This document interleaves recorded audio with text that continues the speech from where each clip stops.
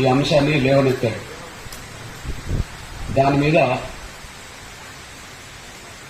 సంఘపరంగా ఎంఆర్పిఎస్తో పాటు చాలా కుల సంఘాలు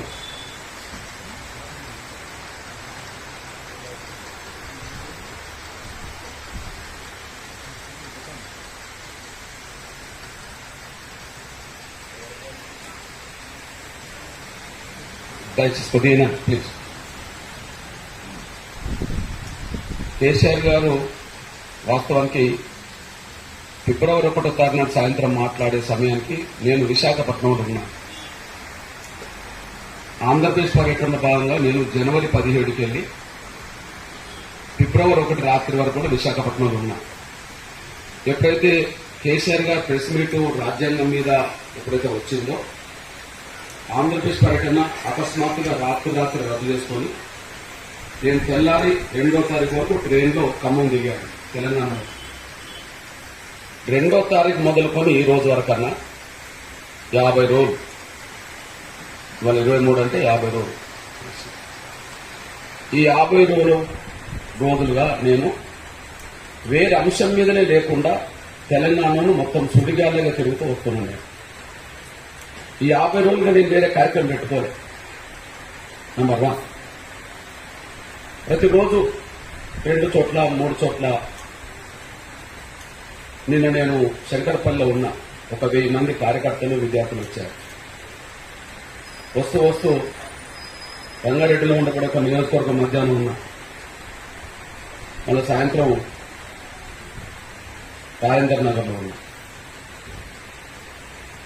ఇప్పుడు ఇది ఉన్నది. మళ్ళీ నేను సనత్ నగర్కి సంబంధించిన కాడికి వెళ్ళాలి. మళ్ళీ సాయంత్రం నాంపల్లిలో ఉంది. రేపు మళ్ళీ అంబర్పేట ఉన్నది, ఉప్పల్ ఉన్నది, మేడ్చల్ ఉంది. ఇట్లానా వచ్చే నెల 7వ తారీఖు వరకు నా షెడ్యూల్ యథావిధిగా ఇచ్చా. తిరుగుతున్నా. 2 కారణాల వల్ల బీజేపీని కాంగ్రెస్ ను వేదిక మీదకి పిలవద్దని నిర్ణయానికి వచ్చాను. అంటే నా అన్నగా నీకు చెప్పాలి కదా. ఒక కారణం ఏంటంటే ఎంఆర్పిఎస్ చొరవ తీసుకొని మొదటి రౌండ్ సమావేశాలు జరిగినప్పుడు మన ఎక్కడ ఈనాడు ఎదురున్న సోమాజిగూడ ప్రెస్ క్లబ్ లో జరిగినప్పుడు ఇటు కాంగ్రెస్ వైపు నుంచి వచ్చారు, అన్న సంజయ్ గారు కూడా వచ్చారు.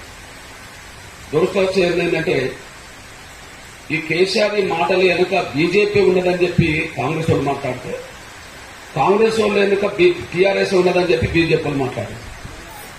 సబ్జెక్టు డైవర్ట్ అయిపోయింది. కేసీఆర్ ఈ మాటలు మాట్లాడుతున్నాడు అంటే బీజేపీ వాళ్ళే ఉన్నారు ఆయన వెనుక. బీజేపీ ఆర్ఎస్ఎస్ ఈ మాటలు అనిపిస్తుందని చెప్పి కాంగ్రెస్ నాయకులు మాట్లాడారు. కాంగ్రెస్ కు టీఆర్ఎస్ కు పొత్తుంటది అని చెప్పి దీని వెనుక వాళ్ళే ఉంటారని చెప్పి మనోళ్ళు మాట్లాడే సమయానికి కాంట్రవర్సీగా ముందుకు వచ్చేసింది. ప్రధాన సమస్యను పక్కన పెట్టి 2 పార్టీల మధ్యలో ఈ వేదిక ఘర్షణకు దారితీస్తుందనే అభిప్రాయం కలగడానికి దారితీసింది. అట్లా 2-3 వేదికల మీద అట్లనే అయిపోయింది. 2వ కారణం, అయినా కూడా కేసీఆర్ మాట్లాడిన మాటల్ని ఖండించడం వరకే పరిమితం కండి, మీరు మళ్ళా వేరే సబ్జెక్టులకు వెళ్లొద్దు అని చెప్పి మేము అప్పీల్ చేస్తూ నేను బండి సంజయ్ అన్నను నేను కోరాను. అన్న, ఎంఆర్పిఎస్ పేరుతో కాదు, వేరే పేరుతో కాదు, దీన్ని రాజ్యాంగ పరిరక్షణ కమిటీ అనే పేరుతో కలిసి వచ్చే పార్టీలను, కలిసి వచ్చే సంఘాలన్నింటినీ కలుపుకొని ముందుకు సాగుదామన్నా. అక్కడ మనకు కాంట్రవర్సీ లేకుండా ఉంటుంది. రాజ్యాంగ పరిరక్షణ వేదిక అది కేవలం కేసీఆర్ ను ఉద్దేశించి మాత్రమే, ఆయన మాటలు ఉద్దేశించి మాత్రమే దీన్ని మనం పెడుతున్నామన్నా. ఇలా భాగస్వామి కావాలని అన్న ఓపెన్ గా నేను కోరితే, మేము ఇప్పుడే చెప్పలేము, మా పాత్ర మేము ఇండివిజువల్ ను పోషించడానికి అవకాశం ఉన్నదన్న పద్ధతిలో ఆ సందర్భంలో మాట్లాడిందని. దానివల్ల ఏమైందంటే, మీరు ఇప్పుడు చూడండి, నేను కోదండరాము, నేను తర్వాత చాలా సంఘాలు, మన శ్రీనివాస్ గౌడ్ వీళ్ళందరూ కలిసి తిరిగినామన్నా ఎక్కడ కూడా ప్రధాన నాయకత్వాన్ని బీజేపీని కానీ, ప్రధాన నాయకత్వాన్ని కానీ కాంగ్రెస్ పిలవకుండానే సమావేశం జరుగుతూ వచ్చేసినాయి. కేవలం కారణం అది. ఒకటేమో వేదిక మీద కాంట్రవర్సీ రావడం, 2 రాజ్యాంగ పరిరక్షణ వేదిక ఏర్పాటు చేద్దామని అందరూ భాగస్వామ్యం అంటున్నాము. మేము సొంతంగా వెళ్తామని చెప్పి ఎప్పుడైతే సంజయ్ గారు అన్నారో, మరి సంజయ్ గారు ఆ మాట అన్నప్పుడు ఇంకోరిని పిలవడం భావ్యం కాదని చెప్పి ఈ రాజ్యాంగ పరిరక్షణ వేదికలోనే ఇంకా ఎవరిని ఇన్వాల్వ్ చేయలేని పరిస్థితిలో నెట్టబడ్డాము. ఇది ఒక విషయం. ఇక నా వరకైతే నేను నిన్నటి వరకైతే 20వ తారీఖు వరకు అందరం కలిసి తిరిగినామని, ఒకే వేదిక మీద ఈ భాగస్వామ్య సంఘాలన్నీ కలిసి తిరిగినాయి. కానీ 21 నుంచి ఏమైందంటే ఈ 9వ తారీఖు నాడు దగ్గరకు వస్తుంది కాబట్టి ఏ సంఘానికి ఆ సంఘం వాళ్ళ కార్యకర్తలను అప్రమత్తం చేసుకోవాలి, ఏ సంఘానికి ఆ సంఘం వాళ్ళ నాయకత్వాన్ని అప్రమత్తం చేసుకోవాలని చెప్పి ఇప్పుడు ఎంఆర్పిఎస్ నాయకత్వ సంఘం ఆధ్వర్యంలోనే మళ్ళీ ఈ సమావేశాలు మొదలవుతున్నాయి.